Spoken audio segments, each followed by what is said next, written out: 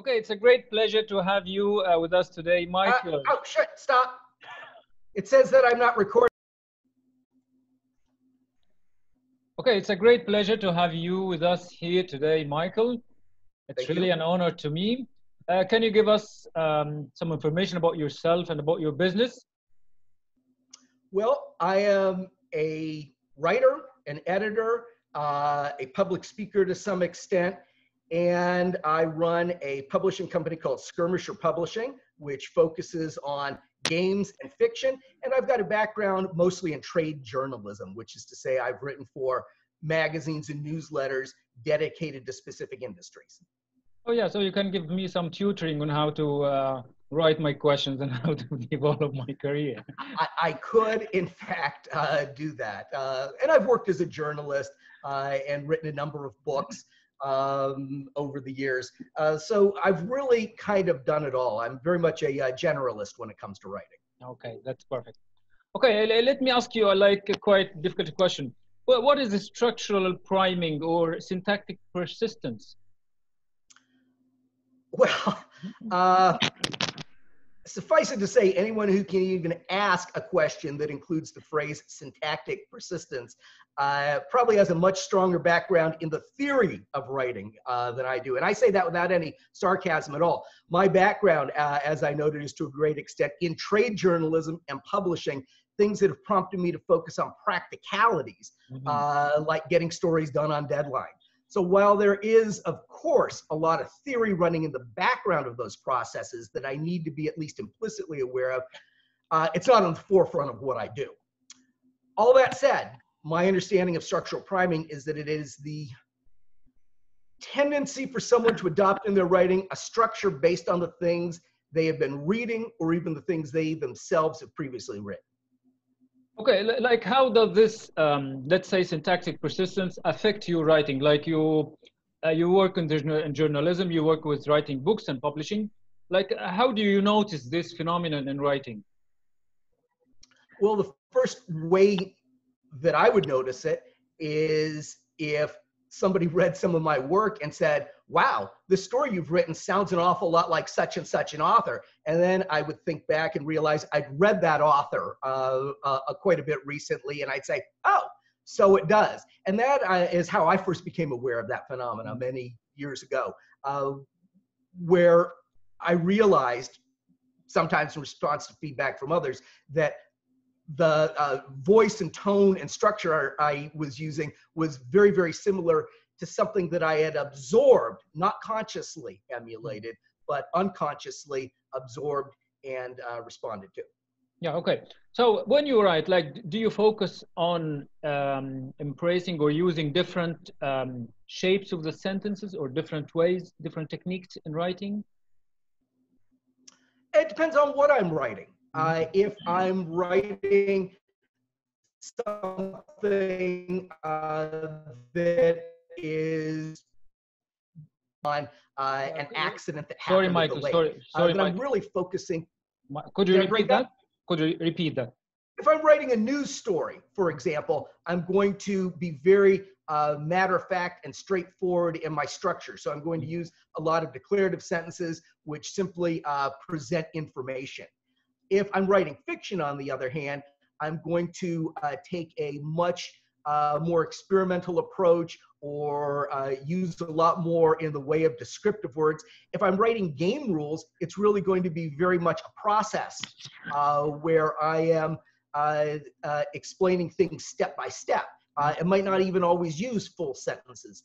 So the way I write, the mode of writing that I adopt is very much driven by what it is I need to be writing at any given time. And I write many different kinds of things. So that's something that I have to consider going into a piece. And actually, at this point, I've been doing this for so long, I don't even really consider it. It's really, once again, just something that's sort of running in the background for me. Yeah. Okay, let me ask you another question. Like, how do you build logic in what you write? Well, logic, to me, is the concept that elements in a story should organically lay the groundwork for and lead to those that follow. So in the context of journalism, which is something that I can speak to, the inverted pyramid model of writing can be seen as a great method for imposing logical flow on a story. So in this model, the headline itself is ideally a synopsis of everything that will appear in the story it's part of, followed by a lead sentence that achieves the same thing in greater detail, followed by a thesis paragraph that builds upon the themes presented in the first two elements.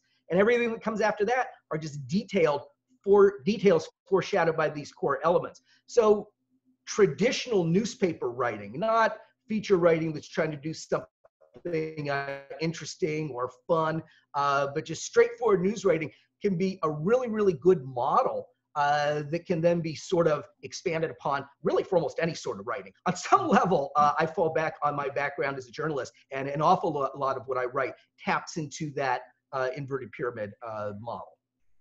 Okay, like how do you see some writing that does not have a logic or does not follow a flow? How do I see it? Yeah, like how do you know it is not related, it is not built, it doesn't have a strong relationship?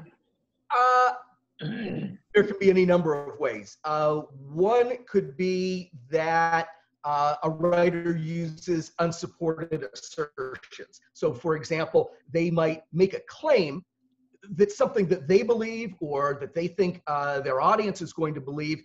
And I'll stop and I'll say, well, I don't believe that. I know that to be untrue, or I believe that to be untrue. And because the author gives no substantiation for it, doesn't support it in any way, doesn't explain their point of view, it really breaks down the logic of a lot of what follows because they've lost their credibility. So that's one way that I could see logic breaking down in a story. Another is, and this is what happens to most readers, is somehow get this jarring feeling. You read something and you say, oh, that doesn't feel quite right. And most readers aren't going to be able to tell you why it doesn't feel right. They're going to know it doesn't feel right. As an editor, I've got to be able to know why it doesn't feel right so I can go in and fix it or speak to the writer about it or whatever. But something that doesn't follow, a non sequitur, an idea that wasn't built upon in the headline. If my headline is about a specific thing and then something turns up at the end of paragraph 1 or in the beginning of paragraph 2 or 3, it has nothing to do with that, I'm going to sort of feel disquieted. I might keep reading if I don't have the technical background to understand what's going on, but the author has failed to some extent because of that. Okay, very interesting. Okay, let me ask you another question. For example, if you are writing an article for a journal or a magazine, and then you need to cite some evidence or an example, how do you build a suitable example? Well, it really depends to a great extent on what you're writing. You know, in an academic setting or any kind of professional journal, footnotes are one way to do it. So you would simply have a footnote that points to the source that you got information from. That doesn't apply to a lot of what I do. Simply referring in line in the context of the story to what somebody else has said can sometimes be very credible. If there's a political figure who I'm trying to either discredit or make look good in a story, quoting them directly can support my point of view. If I want to make the point of make the assertion, the claim that a certain political figure doesn't value human life, well, then I look for a quote from them where they say something like, well, you know, people's lives aren't as important as whatever. So tapping into the words of people, of other people who are going to be seen as exemplifying one point of view or another is a way to do that. Okay, very interesting. What is tone? Tone Yeah.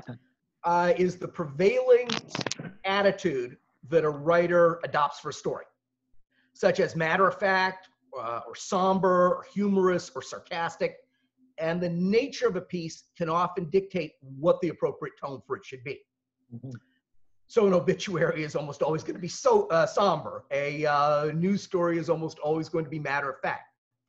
And once a writer's determined what they want the predominant tone for a piece to be, it's generally a good idea for them to maintain that tone throughout a work.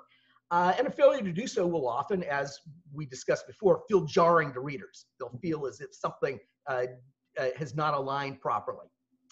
A writer might also find it useful to consciously identify the tone they've adopted for a particular piece to ensure that it works for what they're writing. A close associate of mine, for example, maintains that I tend to be condescending in things like open letters to people I don't particularly care for. And as this is a bit of a blind spot for me, it helps me to be aware of it. So making sure I actually know the tone I've adopted for a particular piece is actually pretty important. Okay, can you explain a little more? You said the tone can be a matter of fact. What does that mean? Oh, matter of fact. I mean, that's just an idiom that means to describe things in a very straightforward way. So just describing the facts of a situation. And this is what I think we see less in a lot of journalism these days. But in traditional journalism, a journalist is supposed to be, I was trained to deliberately keep my opinion out of a story. Mm-hmm. So I'm just telling the facts as I'm able to determine them without my opinions. If there's an opinion, it's in quotes and I'm attributing it to a specific third party. My opinion would never appear in a matter-of-fact news story piece. Only the facts as I am able to determine them, and quotes that show other people's points of view. So that's what I mean by matter-of-fact, just very straightforward and factual. Mm-hmm. Okay. What is a process analysis? What is a process analysis? Okay, a process description or analysis is a form of descriptive writing that is designed to convey to a reader how change takes place through a series of stages. And I think it can be compared and contrasted nicely with how-to text-like sets of instructions. So while someone reading a set of instructions might intend to use them to accomplish a specific task, for example, such as how to set up a new television, someone reading a process analysis might instead be interested in understanding the elements of a system that typically operates beyond their direct interactions. So less how to set up a TV than those things that make a TV function and what is causing an image to appear on the screen when you turn it on. And being aware of how to effectively use process analysis can be very useful to writers in many situations where they want to convey information describing how something has occurred. And this can actually transcend just scientific or nonfiction things. We would think that mostly we're talking about technical writing, but I once wrote what for me was a fairly complicated scene in one of my novels in which someone was attempting to climb out of a deep pit. And my approach drew upon the techniques of process analysis and combined process analysis with narration. Mm-hmm. Okay. What is a topical approach? What is a topical approach? Yeah. A topical approach in writing involves introducing and describing one aspect of a subject at a time. Okay, so this is in fact, I was just looking for one of my books that I just recently published, but I don't see a copy of it here. This is in fact a technique I use quite a bit, most recently in a writer's guide I co-authored and published called City Builder that describes 85 sorts of places characters in a story might visit. So in our entries for each of those different kinds of places, we start off with a paragraph that identifies what the place is and provides an overview or description of it. So for example, we might say marketplaces, a souk. Marketplaces are designated areas within many communities, whether they're permanent or temporary, and open for a specific period each week, month, or year, where a wide variety of goods and services can be conveniently purchased in one place. So that's the first topic within an entry on a marketplace. We then continue each entry by addressing various topics pertinent to it, including special types, such as wholesale markets open only to people in certain industries. relevant examples, such as the weekly markets held in many village squares worldwide throughout history, a physical description of the place in question, other areas that a particular place might be part of, any equipment or supplies especially associated with the place in question, typical owners, staff, or other occupants of the place, any relevant security measures associated with the place, such as the presence of guards, typical patrons, customers, or visitors associated with the place, and what might lead characters ending up at that sort of place in question, and what they might do while they're at it. So each paragraph in that entry would be dedicated to a specific topic associated with that. We have one entry which takes up 2 or 3 pages and consists of 12 or 15 topical paragraphs that address the subject in that way. And this is useful in all sorts of ways. It structures things very usefully for the writer, because they can have an outline that says, well, these are the things I need to address in my topical approach to this. But it's also very useful to the reader, because when they then go on to read about a blacksmithy or a temple or any other place, the structure is going to be the same as it was in the marketplace they'd read, and they're going to be able to more easily absorb and make use of the information in it. Mm-hmm. Okay. Okay, how to write clean paragraphs? Well, there are any number of things someone can do to help them write clean paragraphs. One, for example, and this sort of ties in with everything we've been talking about up to this point, is to resist the temptation to include extraneous material. Even if it seems fun or interesting, you know, it might just belong in a different story. And making sure everything you include is relevant to the information you are trying to convey with a particular paragraph, which should be supporting your story overall. And going beyond that, while you might not have time to analyze the presence of each word in something you write, on at least a theoretical level, you need to understand that in a tightly written piece, every single word should be there for a reason. I mean, I remember the first time a professor told me that, probably in 1989 when I was at American University of Paris. They said, you know, when James Joyce writes, every single word is there for a reason. And that was really astounding to me. I mean, I remember more than 30 years later hearing that, the idea that when you're writing, every single word is there for a reason. And you don't want that reason to be that you don't know what the hell you're doing. That I think is important. And as long as you use the phrase clean paragraphs, I'll just throw in something tangential here. Clean copy in the context of journalism, clean copy, that's a term, in the context of journalism or publishing, is material that is sufficiently tight, error-free, and well-organized. The editors don't have to put a lot of time and work getting it ready for publication, something they generally appreciate quite a bit. So becoming known as a writer who turns in clean copy can therefore be both a professional accolade and a way to ensure more work in the future. Mm-hmm. Okay. You'll be the writer that they call if you are known as being someone who turns in clean copy. And, you know, my writing has always been clean. It might not always be as creative as some people's, but it is solid, and it's the thing that's going to end up in print. Very good. Okay, how to provide a clear path in our writing? A clear path. I think when we talk about a clear path in our writing, we're referring to the idea that when we reach the end of a piece, it makes sense to the reader how we got from our starting point to our finish. Yeah. It can often be fun in a narrative work, especially a work of fiction, if the reader does not necessarily understand everything all at once, and if the path is instead revealed incrementally. Or if the segments of it are not tied together until the end. So this is something that's frequently done in mysteries, for example, or in stories where the activities of several different characters are presented but do not intersect with each other until after a certain point or the end. But, you know, I'm sort of speaking from the point of view of a reader here. No matter how clear or obscure the path of a story is to a reader, and no matter how the illusion of chronology appears to them, this absolutely cannot be the case for the writer.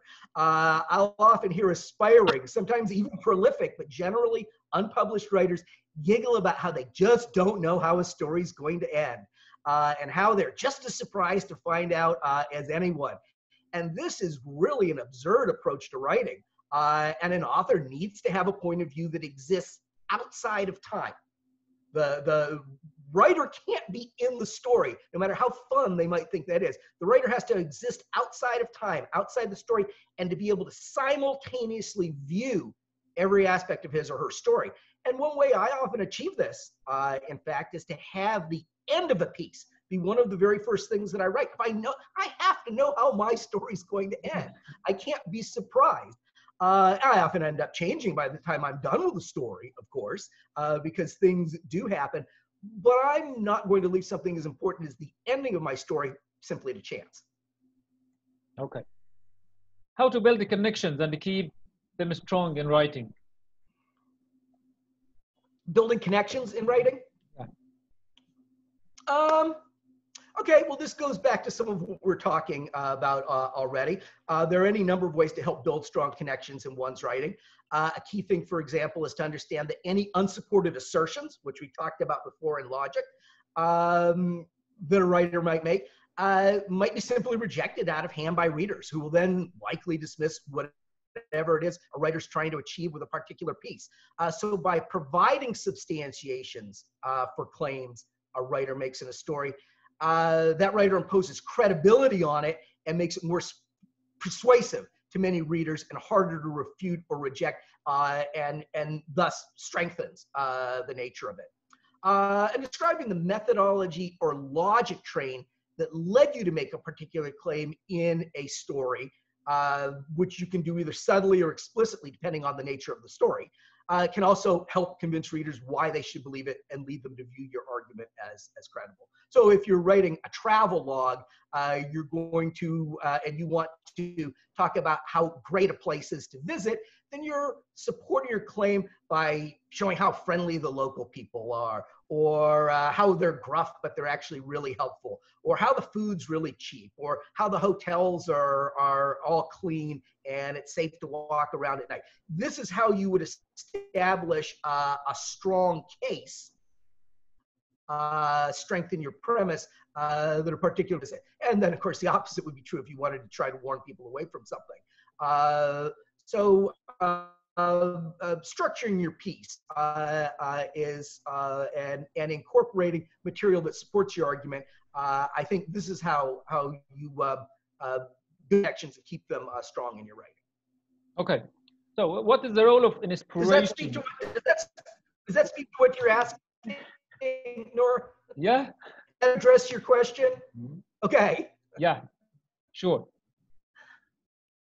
Okay, next question. What is the role of inspiration in writing?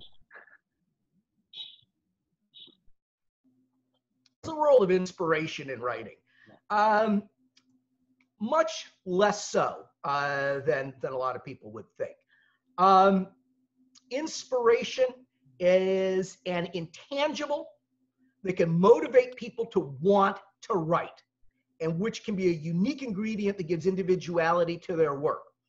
Inspiration is, however, just an emotional response to the idea of writing.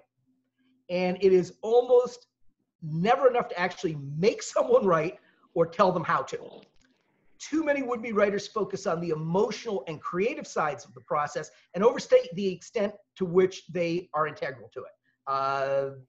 People think their inspiration or their feelings about their writing are the most important thing because that's what's on the surface. But this doesn't actually give you the tools for writing. So if you're a writer, you write, whether you're inspired, whether you're in the mood, and whether you feel like it or not. That's easier said than done for all of us, and we do all have good days and bad days. But if you have some crappy job that you don't like, you still have to get up and go to it most days, even if you don't feel like it. Your own writing is no less important than a job you don't care for, and much more so if you want it to be a significant part of your life. Yeah, sure. Okay, so how to overcome the writer's block?